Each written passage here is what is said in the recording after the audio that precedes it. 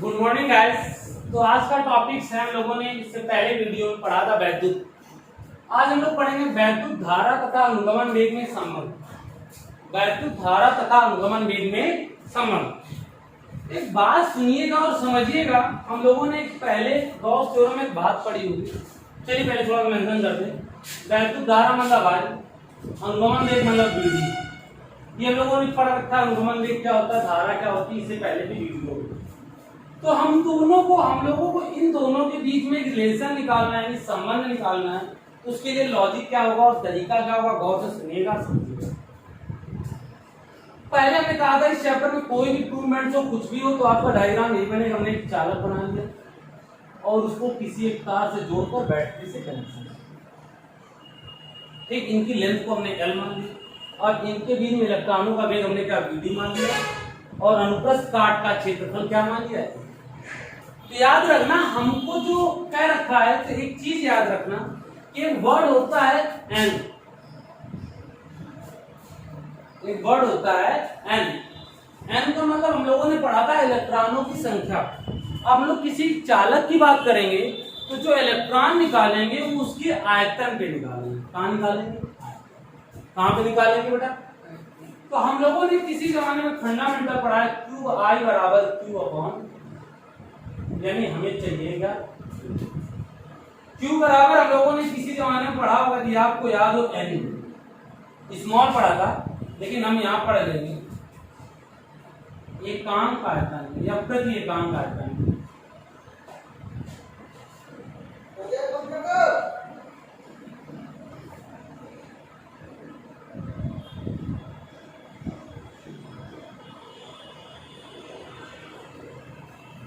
इलेक्ट्रॉनों की संख्या,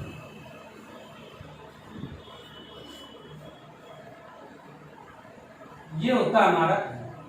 तो हमें ये निकालना है प्रति एकांक इलेक्ट्रॉन, मतलब प्रति एकांक आयतन में इलेक्ट्रॉनों की संख्या। कोई दिक्कत? तो हमें निकालना पड़ेगा Q। क्या निकालना पड़ेगा? Q।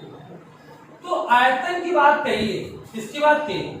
तो आयतन बराबर आपको पता होगा, पता ही होगा, क्या पता होगा कि आयतन बराबर आपको पढ़ा है क्या होगा, क्षेत्रफल गुणे ऊंचाई होता है।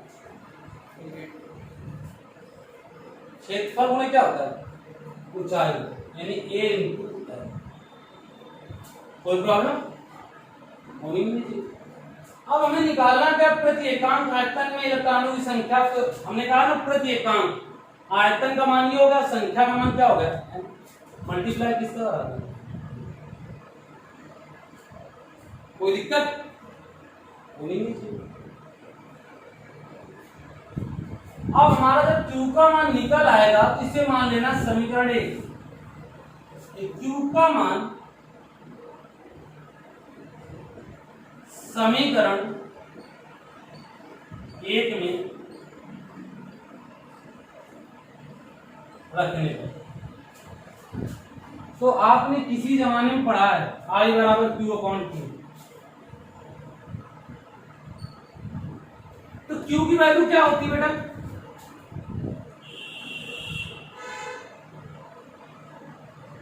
पढ़ी रखा है हम लोगों ने। समय बराबर हम लोगों ने पढ़ा था दूरी बटे चाल। तो समय बराबर में दूरी बटे चाल, दूरी क्या ले लोगे L, चाल क्या लोगे VD।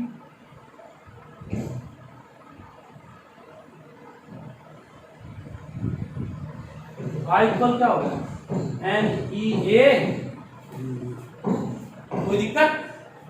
ये हमारा निकाला है, देखो VD अनुगमन वेग होता है, I वैल्यू। कोई दिक्कत होनी भी नहीं चाहिए दिक्कत। अब हम लोग क्या पढ़ेंगे,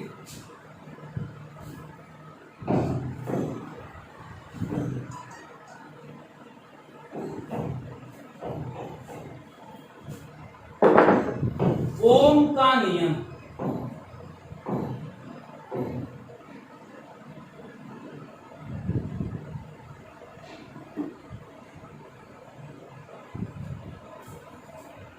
ओम ने क्या कहा था कि किसी भी चालक की भौतिक अवस्थाएं, किसी भी चालक की भौतिक अवस्थाएं, भौतिक अवस्थाएं कौन सी होती है?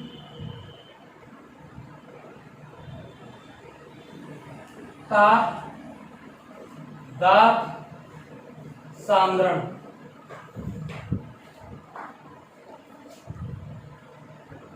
स्थिर या नियत। समझ लेना, किसी भी चालक की भौतिक अवस्था ताप दाब सांद्रण कैसी हो, नियत हो, तो उनमें उत्पन्न विभवांतर यानी V, उसमें उत्पन्न विभवांतर यानी V, प्रवाहित धारा यानी I। फिर दोबारा समझना, चालक में उत्पन्न विभवांतर V तथा प्रवाहित धारा I। ये क्या होता है बेटा, अनुक्रमण पर। क्या होता है, अनुक्रमण। अब आपको पता होगा कि प्रोपोर्शनल का साइन हटाएंगे तो हम लोग क्या लेते हैं, कांस्टेंट। क्या ले लिया, तो R इक्वल क्या हो जाएगा बेटा, V अपॉन R को क्या कहते हैं हम लोग, वैद्युत।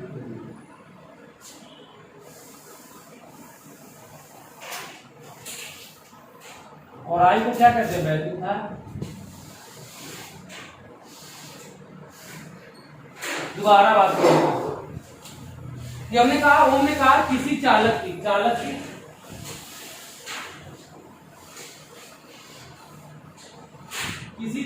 क्या चीजें कांस्टेंट हो, भौतिक अवस्थाएं, ताप दाब सांद्रण स्थिर हो, तो उसमें उत्पन्न विभवांतर V प्रवाहित धारा I की क्या होता है, अनुक्रमण करता है। अनुक्रमण पर साइन घटेगा तो क्या लगेगा, एक नियतांक यानी में लगा दिया, तो R बराबर क्या होगा, V अपॉन। तो R को क्या कहते हैं, वैद्युत प्रतिरोध। अब यही वर्ड उत्पन्न हो जाएगा हमारा कि वैद्युत प्रतिरोध होता क्या है, क्या होता है, वैद्युत प्रतिरोध होता क्या है। सुनिए, क्वेश्चन उठेगा वैद्युत प्रतिरोध क्या होता है।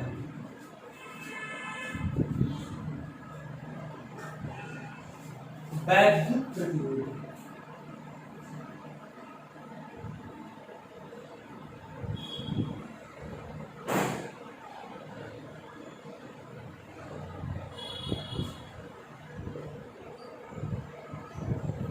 आप एक बात समझ लेना कि वैद्युत प्रतिरोध होता क्या है, किसी चालक पर, कोई भी चालक मान लीजिए, उत्पन्न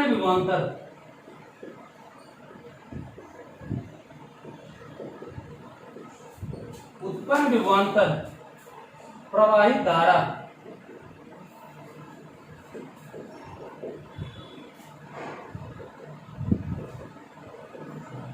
I के अनुपात में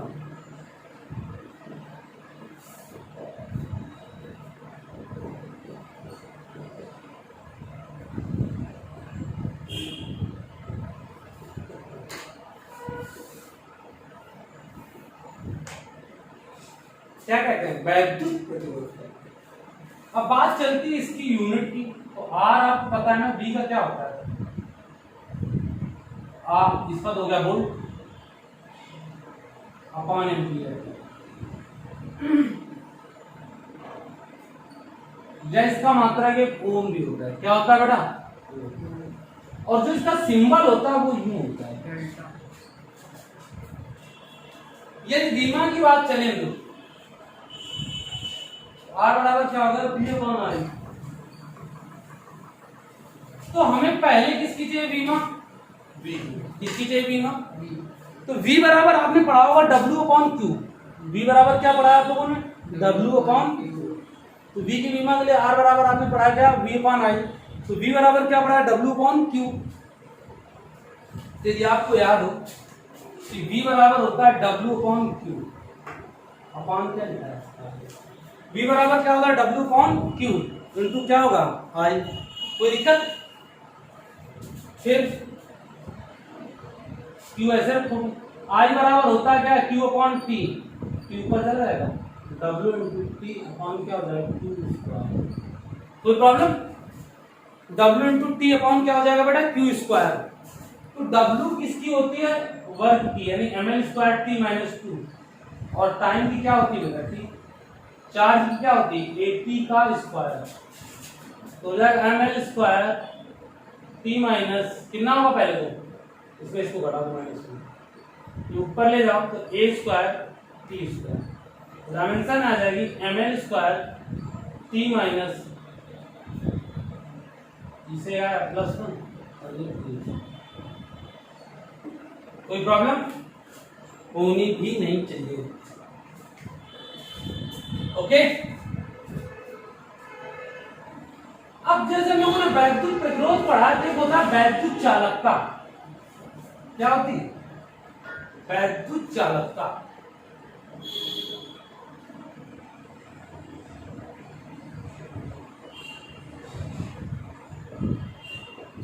इसे कैपिटल जी से निरूपित करते हैं। इसे कैपिटल जी से निरूपित, जो कैपिटल जी बराबर हो जाता है बेटा 1/r, यानी डिफिनेशन क्या बन जाएगी कि वैद्युत प्रतिरोध के व्युत्क्रम को क्या कहते हैं? वैद्युत चालकता कहते हैं। वैद्युत प्रतिरोध के व्युत्क्रम को वैद्युत चालकता कहते हैं। क्या बेटा बनेगी? वैद्युत प्रतिरोध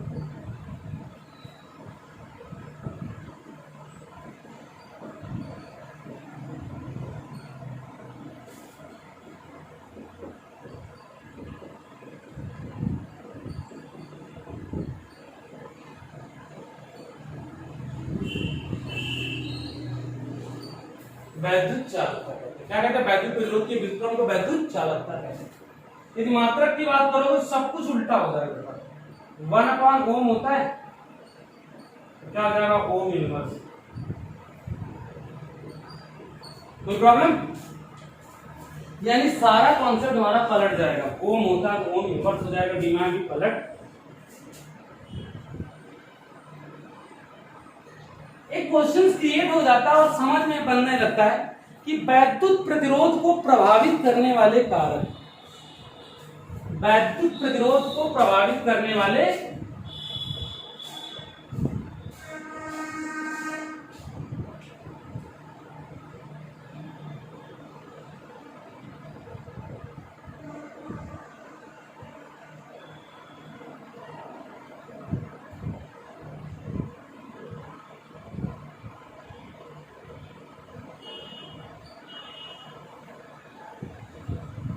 वैद्युत प्रतिरोध को प्रभावित करने वाले क्या बेटा?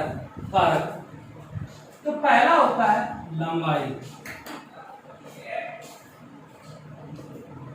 यानी R प्रोपोर्शनल होता है। दूसरा होता है क्षेत्र,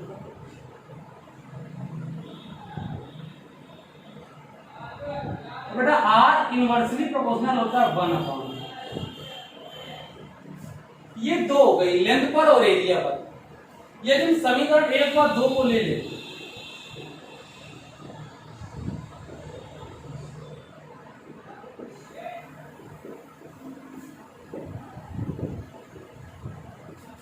तो बेटा R प्रोपोर्शनल क्या बन जाएगा? L/A।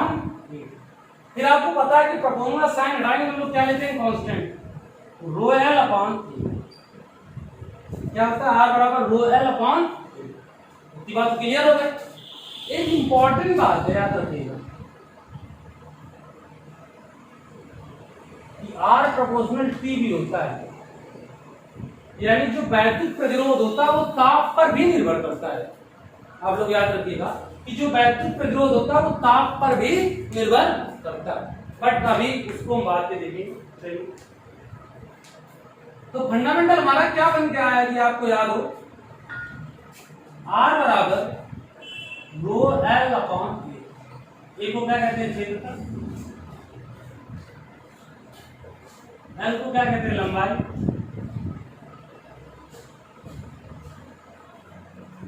विशिष्ट प्रतिरोध।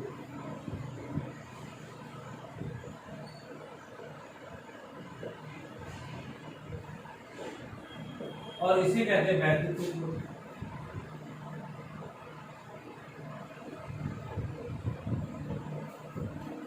तो विशिष्ट प्रतिरोध, अब एक न्यू डिफिनेशन क्लियर होगी विशिष्ट प्रतिरोध।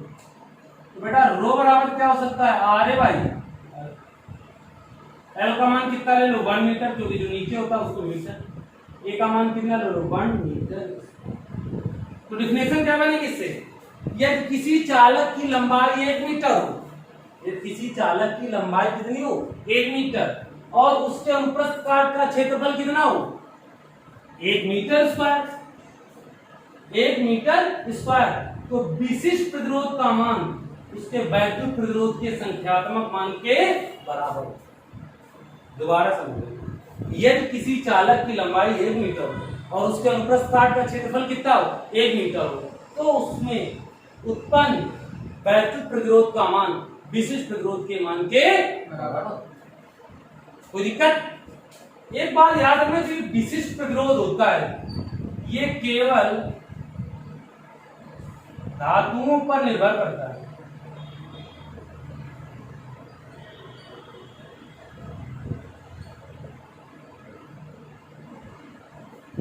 पहला, दूसरा तापमान। यानी हम लोगों ने फिजिक्स में इससे पहले पढ़ा है कि जो इधर लिखा हो उसके इस तरफ लिखा हो तो सब डिपेंड करता है, बट ये ऐसी बात होती है इस पर डिपेंड नहीं करता। यदि हम इसकी मात्रक की बात करें तो ओम मीटर स्क्वायर अपॉन मीटर,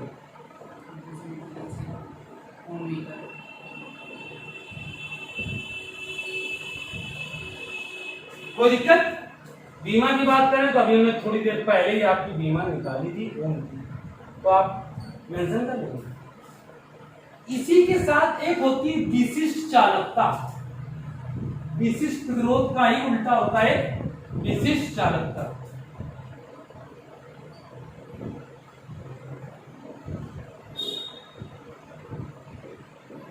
बेटा इसको सिग्मा से निरूपित करते हैं। किससे निरूपित करते हैं? सिग्मा से। किससे? सिग्मा से। तो वर्ड बनता है कि विशिष्ट प्रतिरोध के व्युत्क्रम को, विशिष्ट प्रतिरोध के व्युत्क्रम को क्या बोलते हैं? विशिष्ट चालक। विशिष्ट प्रतिरोध के व्युत्क्रम को क्या कहते हैं हम लोग? विशिष्ट चालक।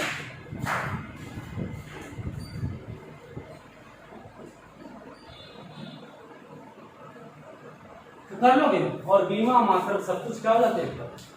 क्लियर? तो नेक्स्ट वीडियो में हम लोग ओम लॉ वेरिफिकेशन पढ़ेंगे, श्रेणी क्रम, समांतर क्रम, ऐसे ही सब चीज पढ़ेंगे। ओके।